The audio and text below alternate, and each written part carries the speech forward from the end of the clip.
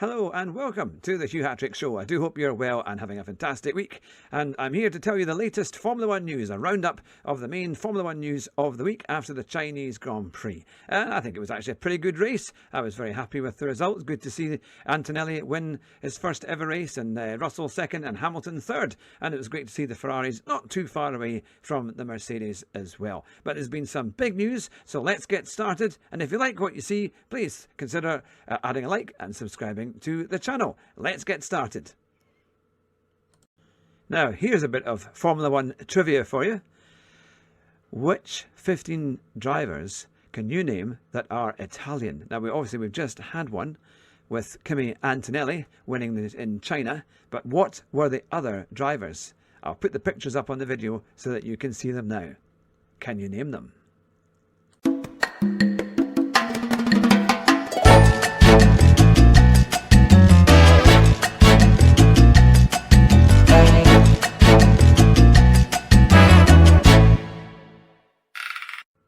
Now, more Formula 1 news.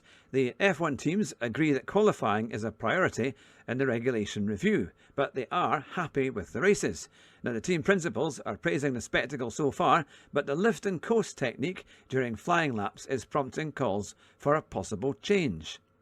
Formula 1's team principals have met to review findings from the Australian and Chinese Grand Prix weekends as the championship's new regulations remain under scrutiny. According to reports, all present agreed that the races were of a high standard in terms of on-track action and were happy with the response from the public and fans, and thus not currently a cause for concern. Any necessary adjustments will be assessed without haste, eliminating the risk of a knee-jerk reaction creating further problems.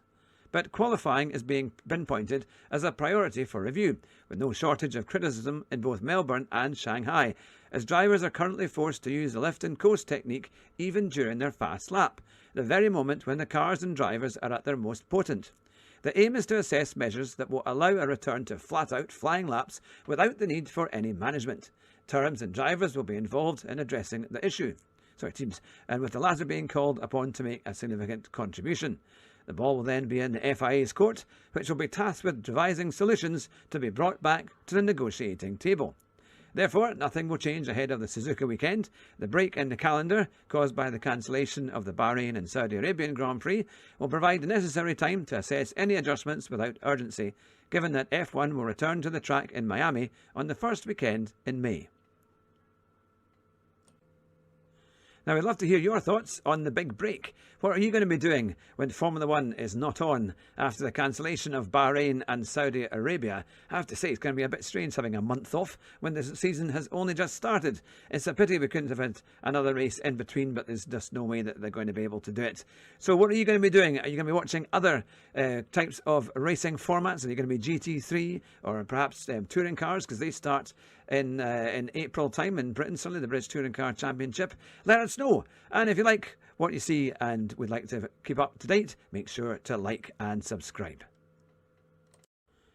Now, our second headline is that Max Verstappen has claimed a pole position in a Mercedes-Benz. That's right, not in his Ford Red Bull F1 car, because this weekend, he's actually driving at the Nürburgring 24-hour race, and he qualified on pole nearly 2 seconds clear of the pack, while a late session chaos left the rest of the field scrambling. He's in a lovely Mercedes-Benz AMG GT3 car. It's even got Gran Turismo sponsorship there on the front, as you can see on the video, and if you're listening on the podcast. But what a driver, to be able to drive Formula 1 and then into a GT3 car and then just go and get pole position. So, as they're saying, he hasn't just returned to the green hell, he's currently owning it. In a qualifying session defined by the lengthy interruptions and tactical gambles, the four-time Formula 1 champion delivered a masterclass behind the wheel of the number 3 Winwood Racing Mercedes AMG GT3 that he shares with Daniel Giacondelli and Jules Gounon. His pole-setting lap time was a 7 minutes 51.751, and that left seasoned Northlife veteran Christopher Haas, who was in the Scherer Sport PSX Audi, trailing by 1.974 seconds. It's the equivalent of half a second gap to the field on a standard 5-kilometre circuit. And Verstappen's flyer came during a 20-minute green flag window, with much of the qualifying session plagued by neutralisations. The Dutchman nailed his timing and delivered a strong lap.